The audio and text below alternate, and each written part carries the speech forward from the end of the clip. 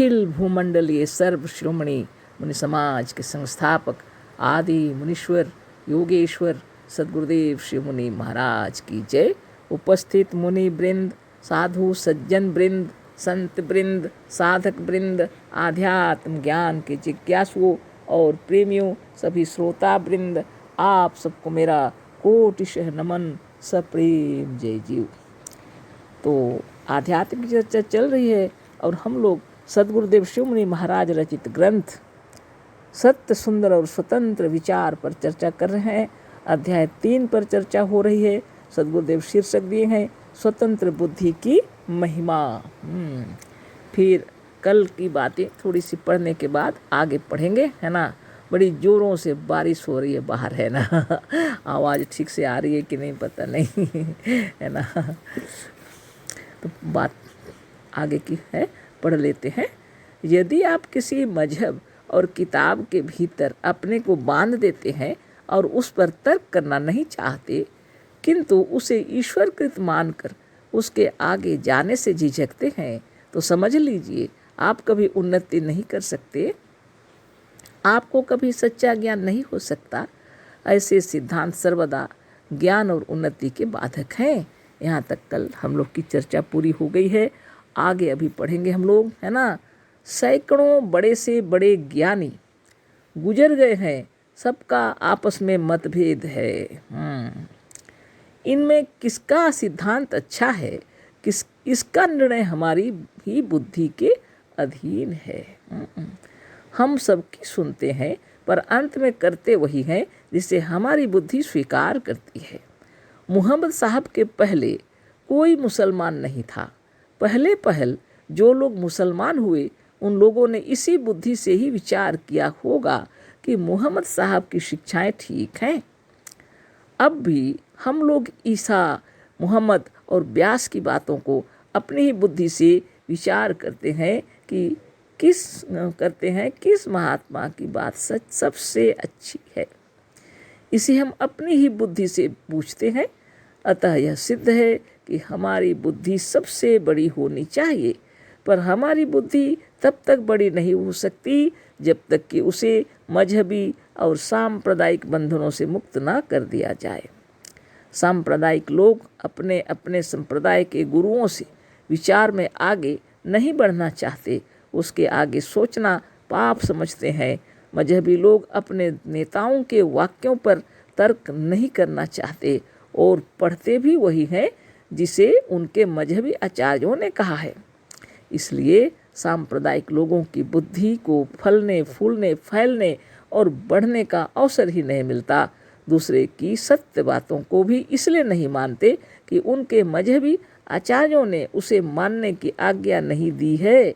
सांप्रदायिक मनुष्यों की बुद्धि मानो आचार्यों के हाथ बिक जाती है।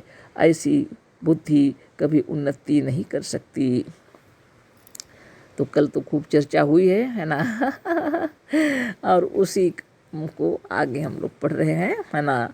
जो चर्चा हुई थी सद्गुरुदेव उसको सुंदर समझाने के लिए आगे जो पंक्तियाँ लिखे हैं, है ना, वही बातें हैं। सैकड़ों बड़े से बड़े ज्ञानी गुजर गए हैं। एक दो को कौन कहे, सैकड़ों ऐसे ज्ञानी महान ज्ञानी लोग चले गए, गुजर गए मतलब चले गए ज्ञान दे करके। सबका आपस में मतभेद है, लेकिन फिर भी उनमें से भी सबका मतभेद है आपस में। इनमें किसका सिद्धांत अच्छा है, इसका निर्णय हमारी ही बुद्धि के अधीन है। सद्गुरुदेव कह रहे हैं जो गुजर गए बड़े बड़े ज्ञान देकर, उन महात्माओं के आपस में भी मतभेद थे। अब उनमें से किसका सिद्धांत सबसे अच्छा है, इसका निर्णय हमारी बुद्धि के अधीन है। हम सबकी सुनते हैं, हम लोग, पर अंत में करते वही हैं जिसे हमारी बुद्धि स्वीकार करती है। हम लोग सुनते हैं सबकी, लेकिन अंत में वही कार्य करते हैं जिसको हमारी बुद्धि स्वीकार करती है।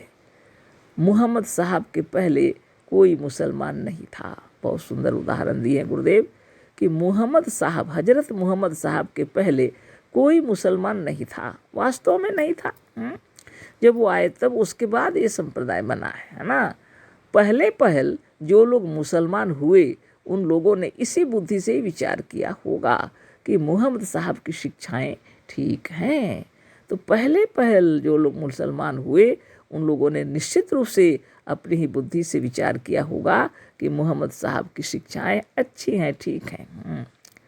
अब भी हम लोग ईसा, मोहम्मद और व्यास की बातों को अपनी ही बुद्धि से विचार करते हैं। अभी भी हम लोग ईसा, मोहम्मद और व्यास की बातों को अपनी ही बुद्धि से विचार करते हैं। किसी महात्मा की बात सबसे अच्छी है, किस महात्मा की बात सबसे अच्छी है, इसे हम अपनी ही बुद्धि से पूछते हैं, चिंतन करते हैं, विचार करते हैं और सोचते हैं किस महात्मा की बात सबसे अच्छी है। इसका निर्णय भी हम अपनी बुद्धि से ही करते हैं। अतः यह सिद्ध है कि हमारी बुद्धि सबसे बड़ी होनी चाहिए। तो सद्गुरुदेव प्रमाण के साथ बता रहे हैं, इससे यह सिद्ध होता है कि हमारी बुद्धि ही सबसे बड़ी होनी चाहिए। पर हमारी बुद्धि तब तक बड़ी नहीं हो सकती जब तक कि उसे मजहबी और सांप्रदायिक बंधनों से मुक्त ना कर दिया जाए। तो सद्गुरुदेव कह रहे हैं हमारी बुद्धि सबसे बड़ी होनी चाहिए, लेकिन यह हमारी बुद्धि तब तक बड़ी नहीं हो सकती जब तक कि वह बंधन में घिरा हुआ है, मजहबी सांप्रदायिक बंधनों से घिरा हुआ है। जब तक वह मुक्त नहीं होगी हमारी बुद्धि तेजस्वी कैसे कही जाएगी। सबसे महान, सबसे बड़ी शक्ति आपकी आत्मा है और आपके अंदर जो बुद्धि है उसे ही सबसे बड़ी होनी चाहिए। लेकिन बंधन से मुक्त नहीं होने पर इसकी माने शक्ति पता नहीं चलती और बुद्धि बड़ी लगती ही नहीं, है ना। सांप्रदायिक लोग अपने अपने संप्रदाय के गुरुओं से विचार में आगे नहीं बढ़ना चाहते। यह मानसिक क्लेश है, मन के अंदर में मानसिक बंधन, मानसिक दुख कहिए या मानसिक बंधन। ये संप्रदाय के किसी गुरु की बातों को, विचारों को इस तरह सिर में रख लेते हैं कि उससे आगे वो बढ़ना ही नहीं चाहते। मजहबी लोग अपने नेताओं के वाक्यों पर तर्क नहीं करना चाहते। वो इतना श्रद्धा करते हैं कि मजहबी नेताओं की वाक्यों पर तर्क भी नहीं करना चाहते और पढ़ते भी वही हैं जिससे उनके मजहबी आचार्यों ने कहा है, वही पढ़ेंगे जो मजहबी आचार्यों ने कहा है। उसे 1 इंच भी आगे जाना नहीं चाहेंगे। किसी का दिल दुख जाएगा महात्माओं का, और किसी महात्माओं को दुख देना भी अच्छी बात नहीं है। ये सब मस्तिष्क के अंदर में संस्कार में भर गए हैं, है ना। मनुष्य किसी हालत में स्वतंत्र नहीं होता, वह सांप्रदायिक बंधनों में घिरा होता है और सांप्रदायिक गुरुओं की वाणी को ही सुनता है और उसमें तर्क भी नहीं करता। और यदि वो कहते हैं कि इन्हीं किताबों को पढ़ना है और कि दूसरी किताबें नहीं पढ़नी है तो उन बातों को भी मान लेता है। पत्थर की लकीर जैसा वो अपने गुरु महाराज और अपने संप्रदाय के लोगों की बातों को मानता है और कभी तर्क नहीं करता। इसलिए सांप्रदायिक लोगों की बुद्धि को फलने, फूलने, फैलने और बढ़ने का अवसर ही नहीं मिलता। इसलिए जो सांप्रदायिक लोग हैं उनकी बुद्धि ना फलती है, फूलती है, ना फैलती है और उसको आगे बढ़ने का अवसर ही नहीं मिलता। दूसरे की सत्य बातों को भी इसलिए नहीं मानते कि उनके मजहबी आचार्यों ने उसे मानने की आज्ञा नहीं दी है।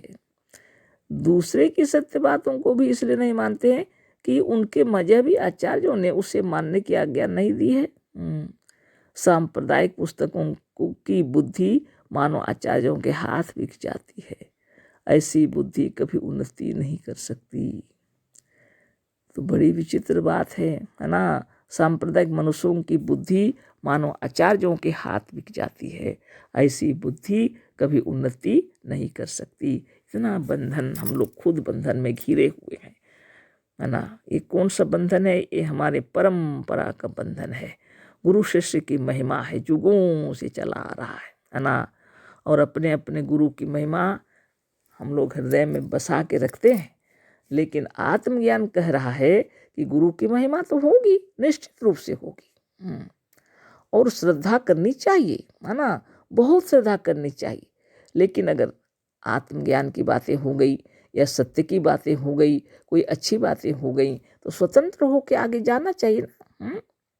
क्योंकि वेद के अंदर लिखा हुआ है कि युक्ति युक्त वचन अगर बालक भी कहे तो मान लेनी चाहिए।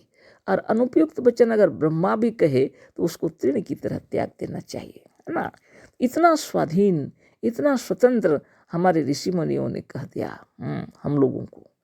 इतना स्वतंत्र करके अपने बुद्धि को विचार के योग्य बनाइए तो आप सचमुच सबसे श्रेष्ठ होंगे, है ना। गुरु की ऐसी कृपा है। तो सांप्रदायिक मनुष्यों की बुद्धि मानो आचार्यों के हाथ बिक जाती है, तो अपनी बुद्धि को किसी आचार्य के हाथों में बिकने नहीं देना चाहिए, है ना। ऐसी बुद्धि कभी उन्नति नहीं कर सकती, इसलिए तल्लीन होकर ध्यान में मग्न हो जाना चाहिए। अपने ध्यान में अपने आप में डूबकर सब सत्य ज्ञान अपने भीतर से निकल रही है ना। जिस इंद्रिय से काम नहीं लिया जाता वह इंद्रिय सर्वथा बेकार और कमजोर हो जाती है। ठीक इसी तरह से लोग अपनी बुद्धि से काम ना लेकर अपनी बुद्धि को कमजोर बना रहे हैं। शरीर के किसी इंद्रिय से अगर हम काम करना छोड़ देते हैं तो वह शरीर का वह इंद्रिय भी क्या हो जाता है, बेकार हो जाता है, सर्वथा कमजोर हो जाता है। इसलिए बुद्धि से भी काम लेना चाहिए। हम लोग बुद्धि को दूसरों के हाथ बेच के रख दिए हैं और अपने उस पर चिंतन भी नहीं करते, विचार भी नहीं करते। इसलिए निरंतर योगाभ्यास करना चाहिए और प्रणव प्राणायाम शुभ भावना और एक एक विषय को, एक एक विचार को, अपने एक एक शब्द को अपने हृदय में विचार कीजिए, तब जाके आपकी बुद्धि तेजस्वी होगी, हमारी आपकी सबकी, है ना। तो कल फिर इस पर चर्चा होगी। अशेष धन्यवाद, कोटिशः नमन, सप्रेम जय जीव। सद्गुरुदेव शिव मुनि महाराज की जय।